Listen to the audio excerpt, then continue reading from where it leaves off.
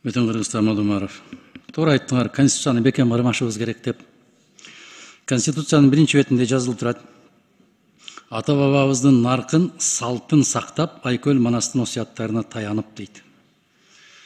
Бизде эмне ата бабаларыбыздын наркы менен салтында кумар оюну бар беле? Ата бабаларыбыз кумардан пайда тапкыла деп айтты беле? Кумардын түбү чыр деп айтып келет кыргыз илгертен баштап. Кумардын түбү чыр деп. Мына биздин ата бабаларыбыздын наркы салты ушундай болгон. Акылбек мырза кайра айтып атасыз, Таиландда, Филиппинде, Баланчыда 400 миллиондон пайда табат экен деп.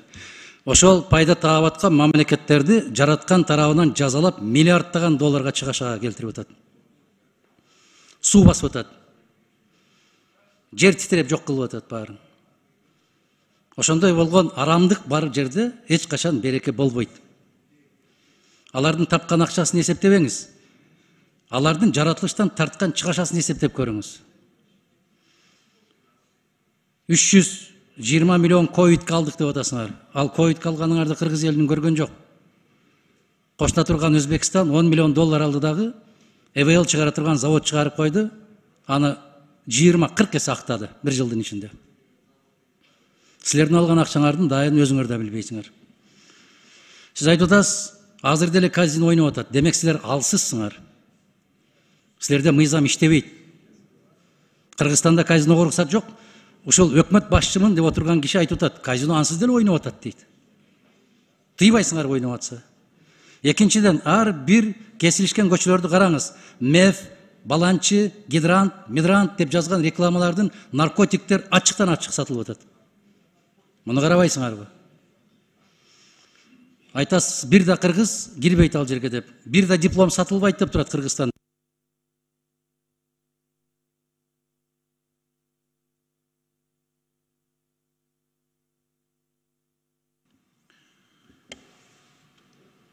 Ата бабалар Кыргызстан өлкөсү болуп калса, ошону каректей сактагыла деген да.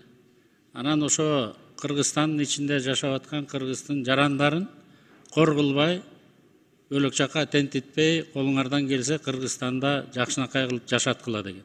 Ошон үчүн экономиканы оңдойбуз деп жанталашып иштеп атабыз. Мен да сизде 10 жыл ушул жерде парламентте отурдум.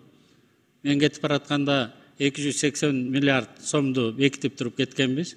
Мына май айы өткөн жылы. Ушул жылдын ичинде мына 120 миллиард сом кошуп, быйыл 403 миллиард деп атабыз.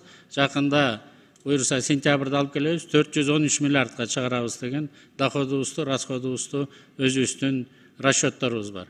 Муну Садыр Нуркожоевич өзү өлкөнү жетектеп туруп, өкмөттү жетектеген үчүн, тез чечимдерди кабыл алган үчүн болуп атат. Жанагы сиз айтып аткан алсыз дегенге мен толугу менен кошула албайм.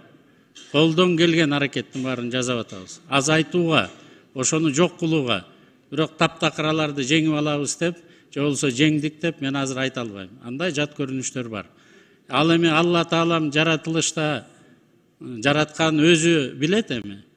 Кимди кандай кылып жазалайт, кайсы өлкөгө кандай эмнени берет, ал жерге кийлигишпей эле койсок деген өтүнүч бар эле да. Рахмат.